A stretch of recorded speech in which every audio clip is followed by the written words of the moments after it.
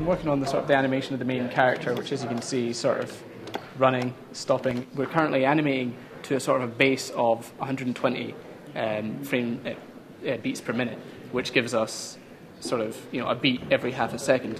And what they can then do is they can animate, like put the key points such as catching the guitar on like frame 30 or frame 45, and then we can slow that down, say if it's 110, by just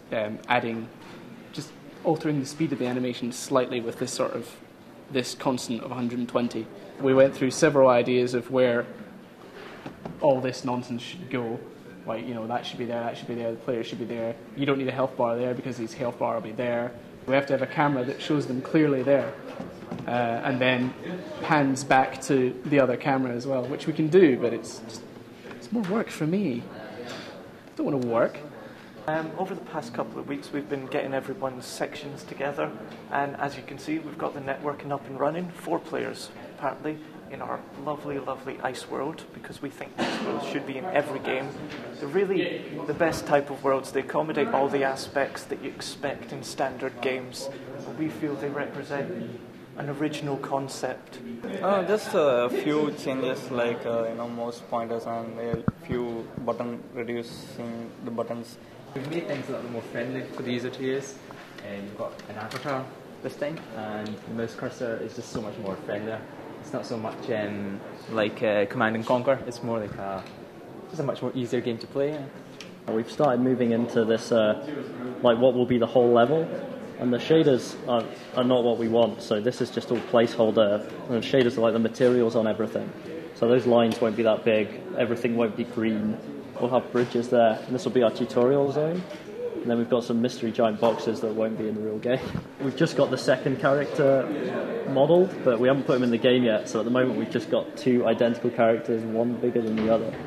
So you'll see this guy legs it around everywhere. He can double jump. He's really agile.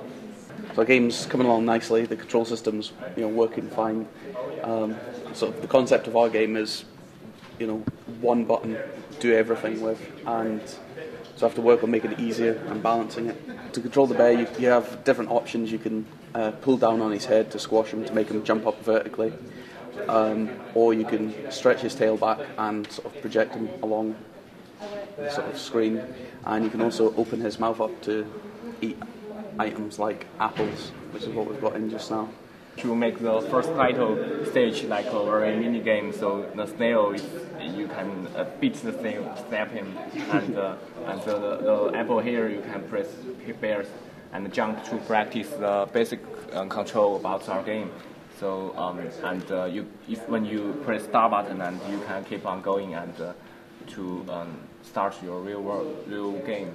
We've been adding environment effects to the game, which is mostly the passage from day to night, which is really important in our game. For gameplay purposes, we want to kind of make the day move a little bit quicker. Dusk, we're going to draw it out.